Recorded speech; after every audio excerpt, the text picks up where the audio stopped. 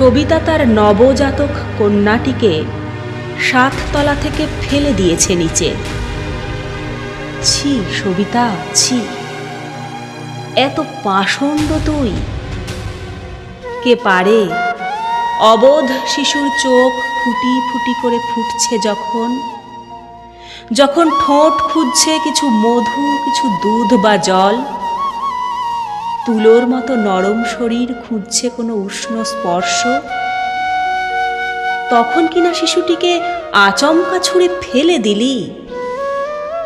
হৃদয় কি দিয়ে গড়া তোর? পাথর?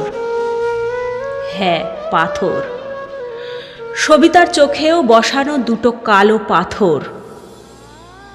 সবিতা কি মানুষ? কে বলেছে মানুষ?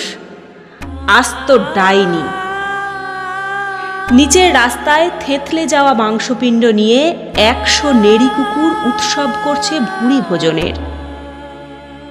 ছি সবিতা, ছি।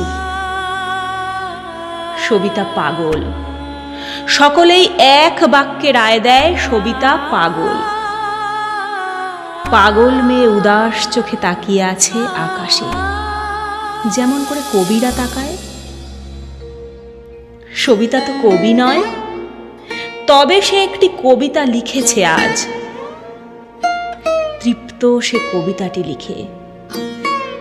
সেই শৈশব থেকে চেয়েছিল চমৎকার একটি কবিতা লিখতে, পারেনি। নবজাতক কন্যাটিকে 7 তলা থেকে ছুঁড়ে ফেলাই সবিতার কাছে নিটোল একটি কবিতা নির্মাণ করা। যদি বেঁচে থাকতো কন্যাটি, বেঁচে থাকতো 50 বছর, 50 বছর সইতে হতো তার সে নিজে যেমন সয়েছে মেয়ে মানুষ হওয়ার যন্ত্রণা। নিজেকে সে যতটা ভালোবাসে তার চেয়ে বেশি বাসে কন্যাটিকে। তাই 50 বছরের যন্ত্রণা 50 মিনিটে কমিয়ে একটি অনবদ্য কবিতা লিখেছে সবিতা। এ কবিতা নিজের কন্যাকে হত্যা নয়, বাঁচানো। কবিতা তো মানুষের মঙ্গলের জন্যেই মানুষ লেখে।